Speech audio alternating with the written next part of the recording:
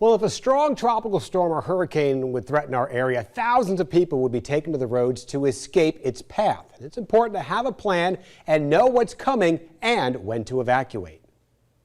If you've ever been through a hurricane, you may have heard of a voluntary evacuation. While some communities along the coast still use it, Chatham County has gotten rid of it. Instead, the agency has broken down evacuation orders into two categories: general and mandatory.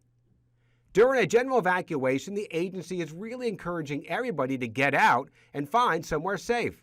With a mandatory evacuation order, you don't have a choice. If a resident decides to stay in town during a general population evacuation or during a mandatory evacuation, they have to understand that there will be times where public safety will not be available.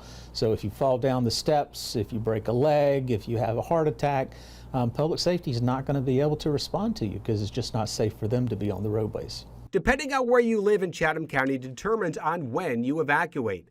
The county is broken into 3 different zones. Zone A is from the Truman Parkway to the islands. Zone B is from the Truman to I-95. And Zone C is from I-95 to the county line. So we do that in order to make sure that we can target specific populations based on the threat from an arriving hurricane. We want to get Zones A out early, obviously. Then we'll move into Zone B. And then if we issue an evacuation order for Zone C, they will be third to leave.